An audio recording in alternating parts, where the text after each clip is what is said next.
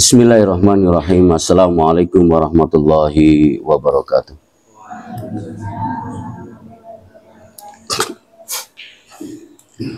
Alhamdulillahilladzi arsala rasulahu bil huda wa dinil haq liyudhhirahu ala dini kulli wa kafa billahi syahida.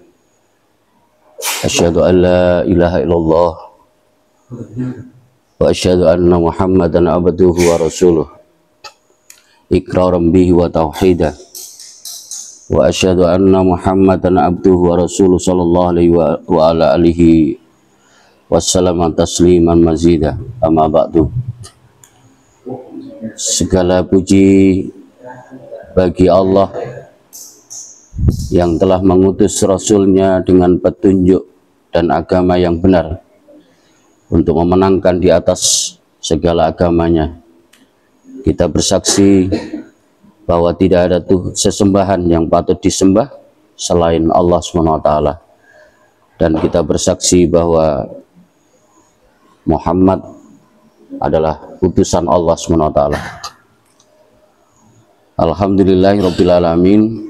Di kesempatan yang berbahagia ini kita semuanya oleh Allah diberi kenikmatan yang luar biasa, dan mudah-mudahan kita selalu mensyukuri atas segala nikmatnya. Salawat serta salam mudah-mudahan tetap tercurahkan pada baginda Rasulullah SAW.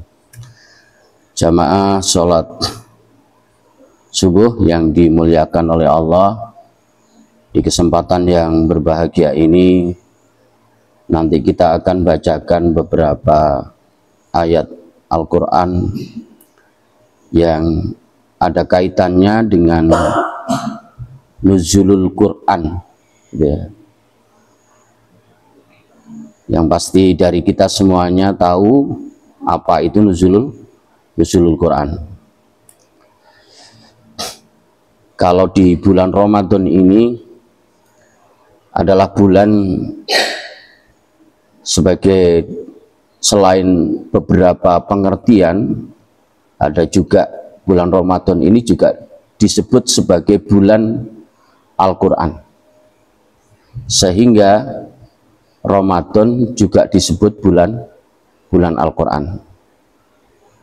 Al-Quran diturunkan pertama kali di sebuah gua, yang gua itu ditempati oleh Rasulullah yang saat itu belum diangkat menjadi nabi, untuk menghindari kegiatan-kegiatan para kaum jahiliyah yang memiliki kebiasaan-kebiasaan yang luar biasa, mulai dari kebiasaan menyembah berhala, berperang antar suku karena membangga-banggakan sukunya masing-masing. Apa kalau bahasanya wong Jawa itu molimo, apa molimo itu? Ada mabuk, madon, gitu ya. Jadi ada 5M, gitu ya. Itu kebiasaan kaum Quraisy sebelum datangnya agama Islam. Dan di Gua Hira itulah Allah mengutus malaikatnya, yaitu malaikat Jibril.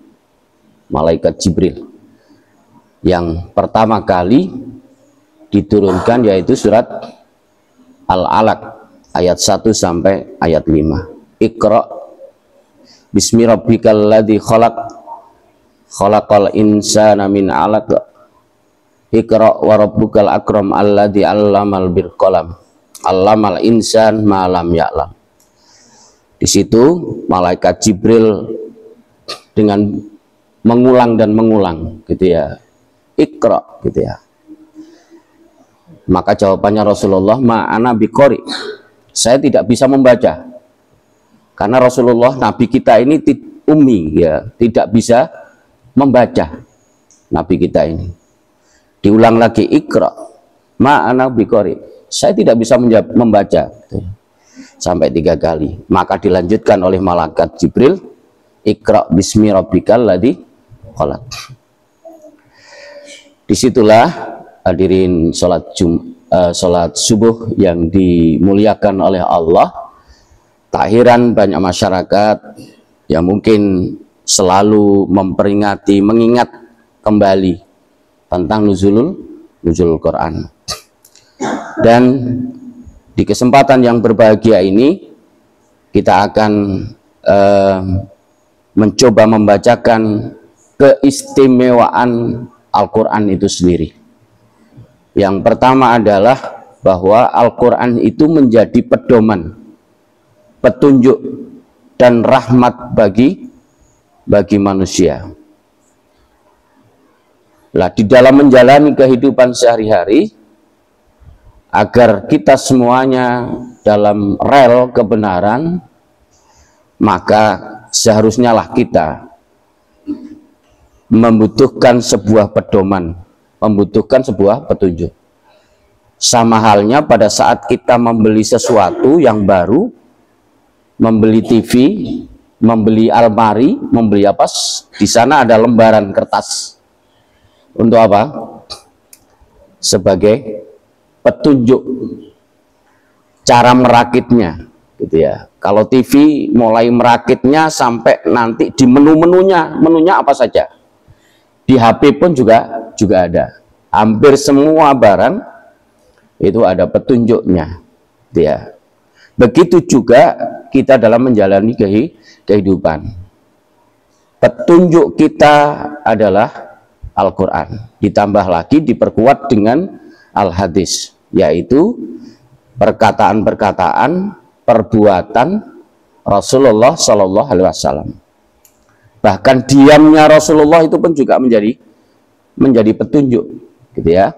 Nah, dan disampaikan bahwa akhlak Rasulullah itu juga, ya, Al-Quran itu akhlaknya.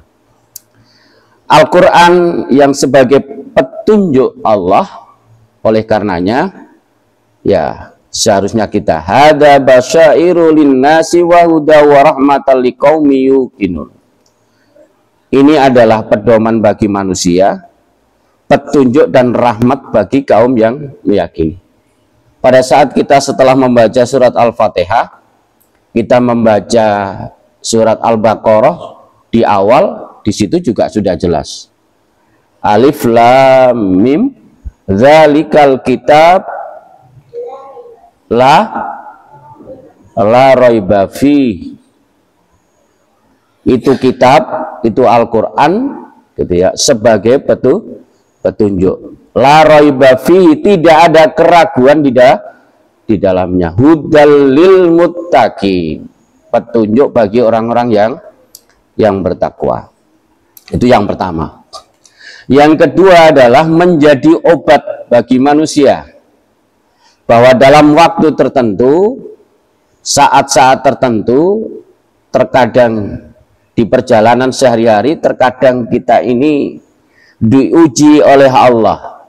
Wala nabluwakum bisyai'im minal khawf, maka Allah akan menguji dari rasa ketakutan. Ya, ketakutan macam-macam, gitu ya, bukan hanya karena gendruwo atau lainnya, gitu ya. Bisyai'im minal khawfi wal ju', kadang urusan perut, kelaparan. Wa naqsim minal amwali wal anfusi, kekurangan harta, diuji dengan kekurangan jiwa, gundah gulana dan sebagainya, gitu ya. Ketidaknyamanan itu membutuhkan pengobatan sesuai dengan penyakitnya. Maka Al-Quran ada diturunkan untuk menjadi obat bagi manusia yang merasa dalam hidupnya mengalami ketidaknyamanan, gitu. Dan dikatakan juga bahwa zikir yang paling luar biasa dari zikir-zikir yang lain yang selama ini kita baca, mungkin ada subhanallah, astaghfirullah, la ilaha illallah. Nah, zikir yang utama adalah dan yang luar biasa adalah zikir membaca Al-Quran. Karena di situ luar biasa Allah menjanjikan Bahkan kita membaca Al-Quran saja, hitungannya adalah bukan hitungan per surat atau per juz, bukan, tapi per huruf. Luar biasa, ini sudah khatam berapa kali nih Mas Agus, Mas Eko? Sudah ketiga kalinya. Surat Al-Fatihah saja, ya, alhamdu itu berapa huruf? Ya, ada berapa huruf? Alhamdu 5 atau berapa? Alif, lam, ha, mim, dal, 5 huruf. Setiap hurufnya 10 ganjaran. Itu satu Al-Quran itu berapa huruf itu? Jadi seperti itu. Wa nunazzilu minal Qur'ani ma huwa shifa wa rahmah lil mu'minin wa la yazidudz zalimina illa khasara. Dan kami turunkan dari Al-Quran sesuatu yang menjadi penawar dan rahmat bagi orang-orang yang beriman, dan Al-Quran itu tidaklah menambah kepada orang-orang yang zalim selain kerugian. Jadi kalau untuk orang beriman itu sebagai penawar dan rahmat, tapi bagi orang-orang yang zalim itu sebuah kerugian, ya, sebuah kerugian. Itu yang kedua. Dan yang ketiga adalah menjadi pemelihara dan mempertahankan martabat kemanusiaan. Al-Quran mengajarkan bagaimana cara untuk mempertahankan martabat yang tinggi, yakni memelihara dan mempertahankannya dengan iman dan ketakwaannya, kebajikannya. Hal ini di dalam surat At-Tin ayat 6. Illalladzina amanu wa amilus sholihat falahum ajrun ghairu mamnun. Kecuali orang-orang yang beriman dan mengerjakan kebajikan, maka mereka akan mendapat pahala yang tidak ada putus-putusnya. Itu yang ketiga. Dan yang keempat, yang insya Allah yang dua terakhir nanti itu, yaitu sebagai pelajaran dan penerangan. Al-Quran juga menjadi kitab yang diturunkan kepada Nabi kita, Nabi Muhammad, sebagai kitab untuk memberi penerangan bagi manusia. Di dalam surat Yasin, insya Allah banyak yang hafal, gitu ya. Wa ma 'allamnahu syi'ra wa ma yambagilah in huwa illa dzikru wa qur'anun mubin.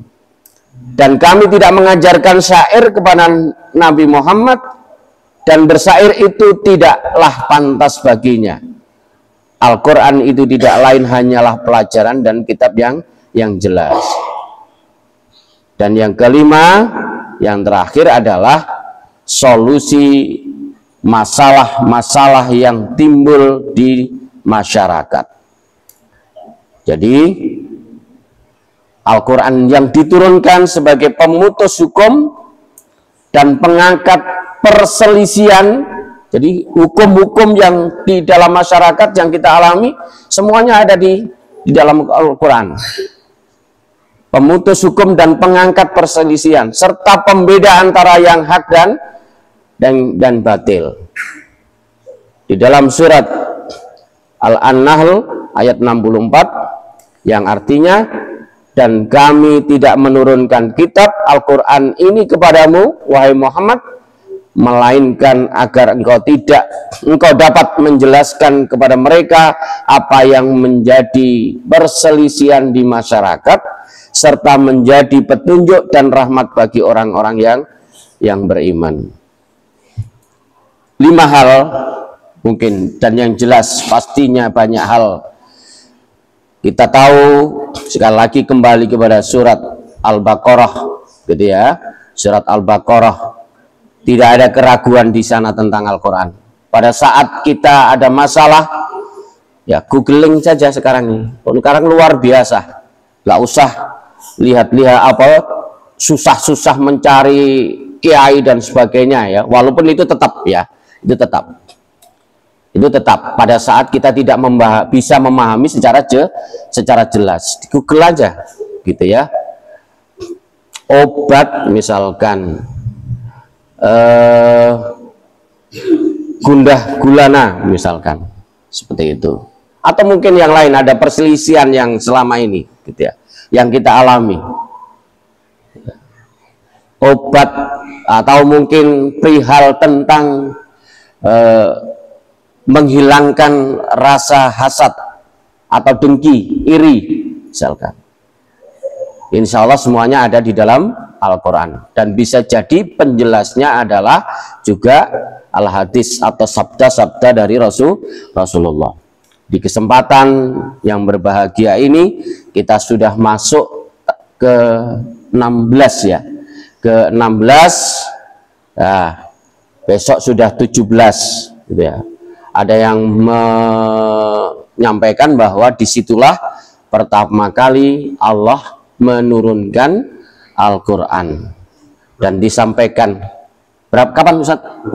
Oh besok ya Ustaz ya, oh besok iya ya ya, nanti itu masalah nanti mengingatkan dan peringatan, nanti urusan nanti ya urusan Bapak Ketua RT dan sahabat-sahabat yang lainnya, insya Allah gitu. Yang pasti hari ini kita ada pengingat untuk diri kita sendiri, untuk yang lainnya nanti gitu ya, bahwa Al-Quran adalah merupakan pedoman hidup kita. Semuanya insya Allah pegang HP, dan di HP itu sudah luar biasa. Mau cari kitab atau apa di situ lengkap gitu ya. Bahkan sampai madhab ya, Indonesia ini mungkin madhabnya banyak yang ke Imam Syafi'i, dicoba saja di situ ya. Itu saja mungkin yang dapat kami sampaikan. Mudah-mudahan ini sebagai pengingat diri saya sendiri dan keluarga serta Bapak Ibu serta anak-anak sekalian yang dimuliakan oleh Allah. Terima kasih. Kita akhiri dengan membaca hamdalah. Alhamdulillahirabbil alamin. Subhanakallah bihamdika asyhadu an la ilaha illa anta astaghfiruka wa atubu ilaik. Wassalamualaikum warahmatullahi wabarakatuh.